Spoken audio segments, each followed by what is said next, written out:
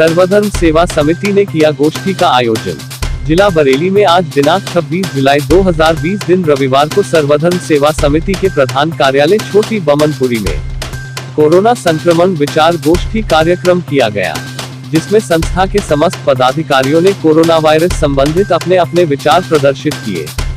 साथ ही बरेली की जनता से कोरोना संक्रमण से बचाव हेतु अनुरोध भी किया। बरेली की जनता समय रहते जाग जाए और इस बढ़ते संक्रमण को यही रोक दिया जाए, उसी में जनता की भलाई है, अन्यथा परिणाम बहुत ही गंभीर और विनाशकारी होंगे। गोष्ठी में मौजूद संस्था अध्यक्ष डॉक्टर बीना जायसवाल, कार्यकारिणी अध्यक्ष श्रीमती राशि पाराशरी, एडवोकेट संस्थापक सचिव प्रवीण उपाध्याय, संरक्षक ज्ञानेश साहू, संरक्षक योगेश जायसवाल, मीडिया प्रभारी डॉक्टर मुदित प्रताप सिंह आदि लोगों ने अपने अपने विचार गोष्ठी के माध्यम से जनता तक पहुंचाए। संवाददाता MP सिंह की रिपोर्ट। क्या नाम है आपका? मेरा नाम राशि पाराशरी एडवोकेट है। मैं पश्चिमी उद्योग व्यापार संघ महिला मोर्चा की अध्यक्ष हूँ और शशि वेलफेयर सोसाइटी की अध्यक्ष हूँ। राष्ट्रीय अखिल भारतीय ब्राह्मण महासंघ में प्रदेश प्रभारी हूँ और सर्वधर्म सेवा समिति में कार्यवाहक अध्यक्ष के पद पर क्रियान्वित हूँ। अच्छा, ये कोरोना जो चल रहा है इस समय, तो उसके संबंध में कुछ कहना चाहेंगी आप? उसके संदर्भ में यही कहना चाहूँगी कि बहुत बुरा हाल है। हमारा बरेली, हमारा पूरा देश इस समय बहुत बुरी तरीके से परेशानी के हालात में है। लोगों का जनजीवन बहुत अस्त व्यस्त हो गया, बहुत जीवन के लिए संकट मंडरा रहा है। बस सबसे हाथ जोड़ के यही विनम्र निवेदन करना चाहूँगी कि इस कोरोना के दौर में सभी लोग कृपया बहुत ध्यान रखें, सोशल डिस्टेंसिंग का पालन करें, घर से बाहर बिल्कुल ना निकलें। यदि हमें कोरोना से जीतना है तो सोशल डिस्टेंसिंग ही बहुत बड़ा उपाय है इसके लिए, और सबसे ज़्यादा सिर्फ अपने घर में ही रहें और इधर उधर ना जाएं। मार्केट खुल जाते हैं तो भीड़ बहुत बुरी तरीके से इकट्ठी हो जाती है। ये लोग ये भूल जाते हैं कि हमारे ऊपर कोरोना का खतरा मंडरा रहा है, लोग नहीं मानते और अगले दिन हम देखते हैं रिपोर्ट इतनी ज़्यादा आ जाती है कोरोना पॉजिटिव की कि हाल बेहाल हो जाता है। कितने लोगों का जनजीवन खतरे में पड़ा हुआ है, कितनी जानें जा रही हैं, कितनी माओं के लाल जा रहे हैं, कितनी पत्नियों के पति जा रहे हैं, कितना बुरा हाल हो रहा है। त्राही मची हुई है। इस समय कोरोना ब्लास्ट बन के टूट चुका है। अतः सभी से हाथ जोड़ के विनम्र निवेदन है कि सोशल डिस्टेंसिंग का पालन करें और घर में रहें, और बस समाज के लिए और अपने लिए यही आपके पास एक उपाय है कि घर में रहें। धन्यवाद। नाम है आपका? मैं डॉक्टर बीना जायसवाल। जो ये बरेली में कोरोना का जो कहर चल रहा है, बढ़ते जा रहे हैं कोरोना, और बहुत ज़्यादा रोज ही कम से कम ज़्यादा से ज़्यादा कोरोना निकल रहे हैं, तो उसके बारे में क्या विचार हैं आपके और कैसे रोकथाम हो सकती है?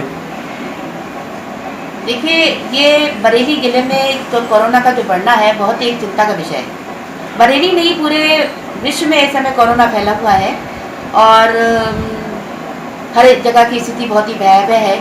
और बरेली हमारा जो छोटा सा जिला है और इस ज़िले में भी इस कदर जो कोरोना बढ़ते चले जा रहे हैं वो एक बहुत ही चिंता का विषय है। तो इस समय जब तक हम ये कोरोना के प्रति हम जागरूक नहीं होंगे, हम आम जनता जब तक जागरूक नहीं होगी और एकजुटता नहीं दिखाएगी, एक असहयोग की भावना नहीं दिखाएगी, तब तक ये कोरोना पर हम अपना काबू नहीं पा सकते। और देखिए, ये जगह पर जगह हम लोग पढ़े लिखे लोग भी, ये नहीं, हम पढ़े लिखे लोग जो समझदार हैं, बुद्धिजीवी वर्ग हैं, ये भी हम लोग सहयोग नहीं दे रहे हैं। अगर मान लीजिए हम पॉजिटिव पाए भी जाते हैं, मान लीजिए हमें पॉजिटिव है, तो हमें अपने को केयर करनी चाहिए, अपने को आइसोलेट करना चाहिए। ये नहीं कि हम सड़क पे घूम रहे हैं और लोगों औरों को भी हम कोरोना फैला रहे हैं। तो एक तो बदलता हुआ मौसम, आज बदलता मौसम, हर विषय जाड़ा सर्दी गर्मी बरसात, इसमें मौसम चेंज होता है और थोड़ी थोड़ी बीमारियां सभी को लग जाती हैं, जैसे सर्दी है, जुकाम है, बुखार है। और इस समय तो देखिए वायरल फ्लू भी बहुत ज़्यादा फैला हुआ है, डेंगू है, चिकनगुनिया है, वायरल है, टाइफाइड है, जो आम बीमारी में आता है। और ऐसे में जब हमारा कोरोना, जो कि इसी जुकाम का, सर्दी जुकाम का प्रतिरूप है, बड़ा बिगड़ता हुआ रूप है, जो कि हमारे बिल्कुल सांस पर अटैक करता है, हमारे बिल्कुल फेफड़ों पर अटैक करता है, जिससे सांस लेने में तकलीफ होती है। तो ये जो जुकाम जब बिगड़ जाता है, वही आज कोरोना का रूप धारण कर लेता है। उसमें भी देखिए, जब सर्दी जुकाम बुखार हुआ करता है तो हम लोगों का ये होता है कि एक दूरी बना कर रखते हैं कि घर में एक व्यक्ति को जुकाम हो जाता है, इन्फेक्शन हो जाता है, तो हर व्यक्ति को इन्फेक्शन अवश्य हो जाता है। तो ऐसे में जब तक हम नहीं केयर करेंगे, हम लोगों के संग सहयोग नहीं बरतेंगे, तब तक ये तो चीज़ बढ़ती चली जाएगी। अब ऐसे भयानक रोग में जब ये मालूम है, सभी को मालूम है, बुद्धिजीवी वर्ग जो पढ़ा लिखा वर्ग है उसको ये पता है कि ये बीमारी जो है छुआछूत से फैल रही है, एक दूसरे को टच से फैल रही है। हम लोगों को दूरी बना कर रखनी चाहिए, दूरी बना के रखनी चाहिए। दूसरी बात, हमें सैनिटाइजर वगैरह का प्रयोग करते रहना चाहिए। आपस में हम लोग एक दूसरे को ना मिक्सअप हो गए जैसे हक कर लेते हैं या किसी दूसरे का आपस में बैठते हैं, चीज करते हैं, उस तरह से ना बैठ के बिल्कुल हम लोगों को अपने को अलग रखना चाहिए। अगर हमें इस बीमारी से ग्रसित है, बीमारी क्या, सर्दी जुकाम बुखार भी अगर मान लीजिए आपको है, तो हम लोगों को ज़रा एहतियात बरतनी चाहिए।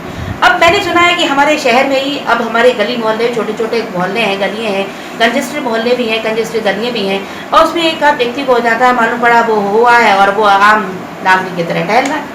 तो ये बहुत गलत है। ये हम पढ़े लिखे होने के बावजूद भी हम जागरूक नहीं हैं। तो अनपढ़ और जाहिलों का क्या कहना। अनपढ़ को तो आप समझा देंगे, तब तक वो आपने एक उसका भय दिखाएंगे, और दिखाएंगे तो वो अलग हो भी सकता है, परंतु हम पढ़े लिखे लोग भी अनपढ़ से भी ज़्यादा हैं। तो ये गलत है। ये जब तक हम जागरूक नहीं हो तब तक, एक जरा सा किसी को अगर इस बीमारी के बारे में पता चलता है तो उनका चेहरा एकदम भयावह, जैसे मौत का मंजर उनके सामने दिखने लगता है और बिल्कुल निराश होने लगते हैं। तो ये अपने मनोबल को भी हमें नीचा नहीं करना चाहिए, मनोबल को हमेशा ऊंचा बनाए रखें। जब तक हम मनोबल को ऊंचा बनाए रखेंगे हम इस बीमारी से लड़ सकेंगे। और जब हम मनोबल ही हमारा डाउन हो जाएगा, हम निराशावादी अख्तियार कर लेंगे, हाय भाई ये बीमारी हो गई, अब तो हमें बहुत मरना ही है, तब तो हम नेचुरली कल मरना क्या हो, आज ही मर जाएंगे। तो ऐसे में हम लोगों को अपना मनोबल ऊंचा रखना चाहिए, हिम्मत रखनी चाहिए, जागरूक होना चाहिए। दूसरी बात ये नहीं, एक अगर किसी व्यक्ति को इस तरह की बीमारी हो गई तो नेगलेक्ट करें, उसको हम हे दृष्टि से देखें, ऐसा भी नहीं होना चाहिए कि अगर हो गया है, खुदा न खास्ता ऊपर वाले सभी को मरीज हो ही जाते हैं, तो इसके मतलब ये तो है नहीं कि आप अमृत पी के आए आपको ये बीमारी नहीं होगी, तो उसको नेगलेक्ट ना करें। अगर आप उसके संग सहयोग नहीं कर सकते हैं तो असहयोग की नीति भी ना अपनाएं, ये मेरा कहना है। अगर मान लीजिए कोई उस बीमारी से उसकी मृत्यु भी हो जाती है तो ये भी सुनने में आता है कि आप शमशान भूमि पे गए और उसका दाह संस्कार होने नहीं दिया, तो ये हमारी मानवता ऐसी नहीं होनी चाहिए। उनके संग अगर हम सहयोग का नीति नहीं अपना सकते तो इस तरह की घृणापस्ता नीति भी नहीं अपनानी चाहिए, क्योंकि ये तो किसी ना किसी को हमेशा हो ही सकती है। अगर आज मुझे है तो कल आपको है और तो कभी दूसरे को है। तो इस तरह से का जो वातावरण हमारे एक छोटे से ज़िले में भी जो मेरे देखने में आया है वो हो गया है, ये अच्छी बात नहीं है। तो बल्कि हम लोग एहतियात बरतते ही हैं, सब बरत रहे हैं, सैनिटाइजर का प्रयोग कर रहे हैं, दूरी बना कर रख रहे हैं, मुंह पे मास्क लगा कर रख रहे हैं, और लोगों को हम ये प्रेरणा भी देते हैं बराबर कि इस तरह की आप लोग कार्य करें। और दूसरों को संग ये नहीं है कि आप सब्जी वाला निकल रहा है तो आप ग्रसित हैं वो सब्जी भी ले लें, उससे तो क्या है कि आपका ये रोग और फैलता जाएगा। और हमारा ये एक छोटा सा जिला जो कि बहुत अमन शांति का प्रतीक रहा है, हमेशा सहयोग का भी रहा है, आज़ादी के दौर से भी हम लोग एक दूसरे से अपनाई के साथ रहते रहे हैं और अब बड़ा एक मिसाल रहा है।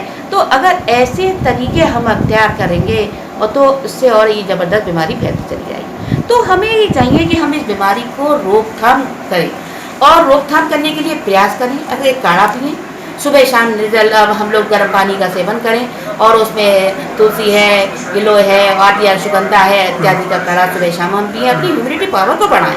और जब हम इम्यूनिटी पावर को बढ़ाएंगे, जागरूकता लाएंगे, मन में मनोबल हमारा ऊंचा होगा, तो हम इस बीमारी से सहर्ष रह सकते हैं। कोई भी बीमारी अगर हमारी मृत्यु निश्चित है तो हो नहीं है, और नहीं निश्चित है ज़बरदस्ती हम उससे मर जाएंगे, तो ऐसा नहीं है कि खौफ होकर के हम तो मर नहीं सकते, बल्कि हम बिस्तर पर लेट जाएंगे और हमारे लिए कष्ट का सामना करना पड़ेगा। तो मेरा ये जनता से ये अपील होती है, जनता से कहने का एक मात्र ये है कि घबराएं नहीं, बल्कि सहयोग का नीति अपनाएं, सकारात्मक विचार रखें।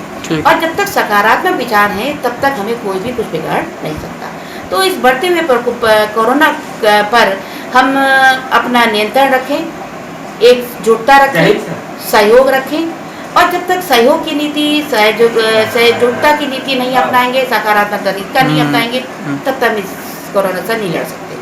यही मेरी अपनी समिति के लोगों में सर्वधर्म सेवा समिति की ओर से जो संगोष्ठी जहाँ हो रही है, इसमें हम लोगों का यही मुद्दा जो रखा गया है, इस मुद्दे पर ही मेरा ये विचार है कि हम लोगों को अपना एक कोरोना के प्रति एक अपने मन में ऐसे विचार, भयावह विचार नहीं रखने चाहिए, बल्कि उसके प्रति हमें सकारात्मक दृष्टिकोण रखना चाहिए, दूरी बनाए रखें। ये एक हमारा अपना बचाव है। बाकी हमारे ठीक सहयोगी है। भाई जो है उसके बारे में कुछ कहेंगे। हाँ, मैं बताना चाहूँगा, देखिए ये क्या नाम है आपका? मैं योगेश जायसवाल। अच्छा, तो आपका क्या विचार है ये कोरोना पे?